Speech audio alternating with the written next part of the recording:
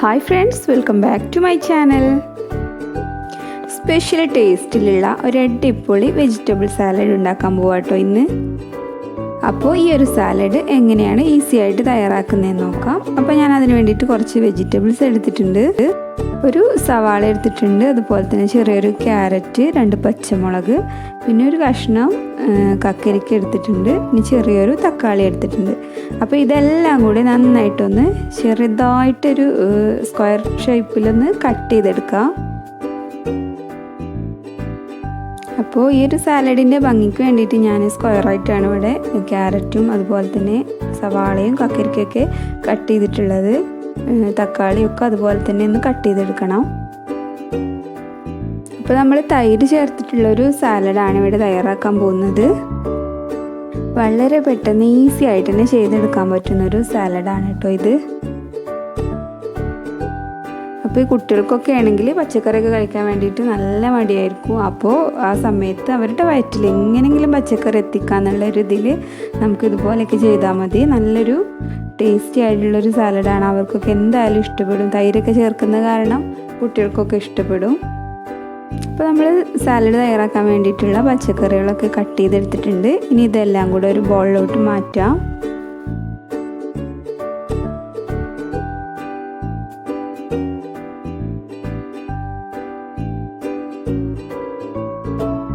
അപ്പോൾ നമ്മൾ കട്ട് ചെയ്ത് വെച്ചിട്ടുള്ള വെജിറ്റബിൾസ് എല്ലാം ഒരു ബൗളിലോട്ട് മാറ്റിയിട്ടുണ്ട്. ഇനി നമുക്കിതിലേക്ക് ചേർക്കുന്ന ചേരുവകൾ എന്തൊക്കെയാണെന്ന് നോക്കാം. ഞാനിവിടെ ഒരു 1.5 ടീസ്പൂണോളം കുരുമുളക് പൊടി ചേർത്തിട്ടുണ്ട്. പിന്നെ നമ്മൾ ചേർക്കാൻ വേണ്ടി പോകുന്നത് 1 ടീസ്പൂണോളം ചുക്ക് പൊടിയാണ്. ഇഞ്ചി ഉണക്കിയ എടുത്തിട്ടുള്ള ചുക്കിൻ്റെ പൊടിയാണ് ചേർത്തിട്ടുള്ളത്. ഇനി നമുക്ക് ഈ സാലഡിലോട്ട് ആവശ്യത്തിനുള്ള ഉപ്പ് കൂടെ ചേർത്ത് കൊടുക്കാം. ഇതെല്ലാം ചേർത്തതിന് ശേഷം നന്നായിട്ടൊന്ന് മിക്സ് ചെയ്ത് യോജിപ്പിച്ചെടുക്കും. അപ്പോൾ നന്നായിട്ട് മിക്സ് ചെയ്ത് കൊടുക്കുക.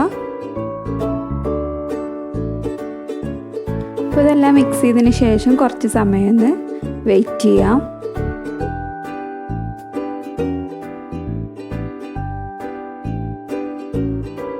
അപ്പോൾ ഒരു 10-15 മിനിറ്റിന് ശേഷം ഞാനിവിടെ കുറച്ച് വിനാഗിരി ഒഴിച്ച് കൊടുക്കുന്നുണ്ട്. 1 ടേബിൾ സ്പൂൺ വിനാഗിരി ഒഴിച്ച് കൊടുത്തിട്ടുണ്ട്. വീണ്ടും നന്നായിട്ട് തന്നെ ഒന്ന് മിക്സ് ചെയ്ത് കൊടുക്കാം.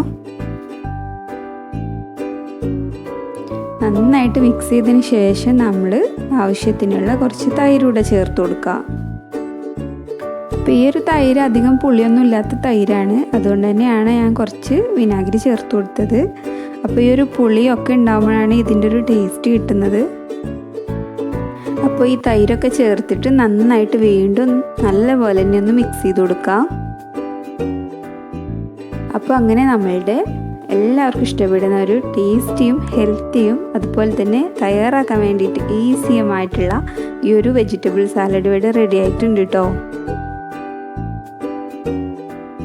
ഇനി നമുക്കിഷ്ടമുള്ള വെജിറ്റബിൾസ് ക്യാപ്സിക്കം പോലത്തെ അങ്ങനെയുള്ള വെജിറ്റബിൾസൊക്കെ വേണമെങ്കിൽ ചേർത്ത് കൊടുക്കാം. അപ്പോൾ ഞാൻ ഇത്രയും വെജിറ്റബിൾസാണ് ഇതിൽ ചേർത്തിട്ടുള്ളത്. അപ്പോൾ ഈ ഒരു സാലഡ് നിങ്ങൾ എന്തായാലും ഒന്ന് ട്രൈ ചെയ്ത് നോക്കണം.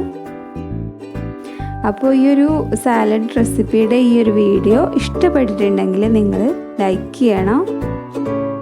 അതുപോലെ തന്നെ നിങ്ങളുടെ കമൻസൊക്കെ ഒന്ന് അറിയിക്കണം. സബ്സ്ക്രൈബ് ചെയ്യാത്തവരാണെന്നുണ്ടെങ്കിൽ ഒന്ന് സബ്സ്ക്രൈബ് ചെയ്ത് സപ്പോർട്ട് ചെയ്യണം. അപ്പോൾ ഫ്രണ്ട്സ്, മറ്റൊരു വീഡിയോ ആയിട്ട് വരാം. Thanks for watching.